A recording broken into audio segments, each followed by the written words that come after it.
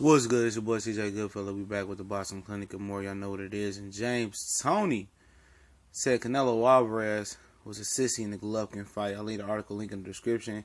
And I'll speak a little bit more in the article from boxing scene towards the end of the video. But he said Golovkin made Canelo run like a sissy. You know, he said he was hurting him to the head, hurting him to the body. Canelo was just running like a sissy. But at the end of the day, man, now the fans are saying it, pro boxers are saying it now. At the end of the day, man, but everybody looks at it from the conventional side. Why don't y'all look at it? Why didn't Golovkin stop Canelo from running? Simple as that.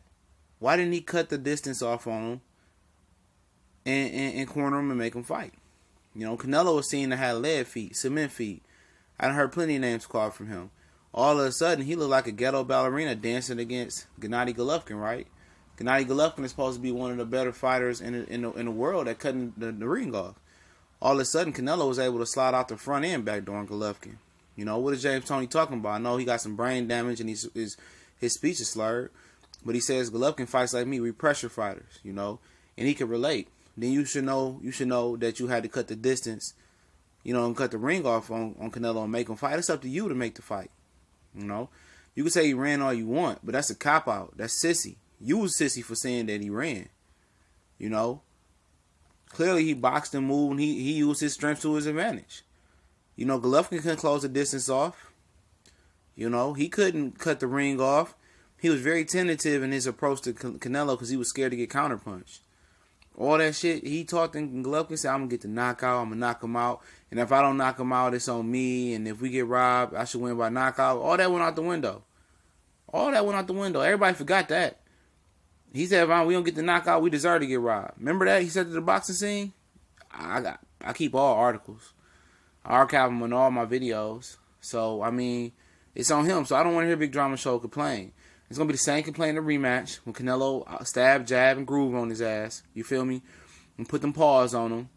And y'all still going to be saying, oh, he ran, he moved. You ain't supposed to move. At the end of the day, this is not a barbarian, savage sport to the T. To a certain extent, it is. If you don't want the guy to move, just put him in a small ring and play rock'em sock'em robot. Because if you get in a fight on the street, you got plenty of room to move. You know, in most circumstances. You know, then and this is a long article. This is like a part of the article, like right towards the end.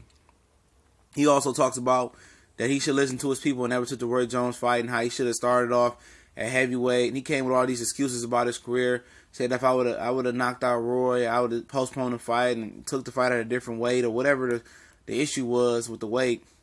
You never would have heard of Roy Jones. Sounds salty. You sound salty. He said I would have done him like I did Michael Nunn and Iran Barkley. You never would have heard of this guy. I would have knocked him out. At the end of the day, you signed up to take Roy Jones, and he coming with another excuse. It's in the article as well. You know, another excuse after excuse after excuse. Oh, Canelo ran. Oh, if I was, would never force myself to make the weight versus Roy and fought at a different weight, you never would have heard of Roy. I would have ended him like I ended the rest of the guys. Oh, my biggest fight was on the scale, and I should have been heavyweight from the beginning, and Samuel Peters is a bum. Well, that bum beat you a couple times. You know, what that make you? You know, coming with a lot of excuses about your career and your shortcomings. You should have came in shape. If you couldn't make the weight or you struggled to make the weight, it was always opportunity to move up. So, he said it was on him and himself, but at the end of the day, it was a woulda, shoulda, coulda, but you didn't. You turned your legacy by being an idiot, in my opinion. And I got a lot of respect for James Toney. But now he coming with all these excuses. You can miss me with that. Trying to take away what Roy did with you. Roy outboxed you. You can say it was the weight. You signed up for the fight. Ain't nobody put a gun in your head and make you fight Roy Jones, I don't think. So, he talked about how Vladimir Klitschko and his brother was the most overrated fighters, and they were scary. And I mean, it's a deep article to read. Talk about the lineage of Detroit being the fight capital and Michigan being the fight capital of the world. It's a very, very deep boxing article. I'm going to link to the description. But I ain't feeling with none of them excuses. Y'all read the article. Let me know what y'all think. We gone.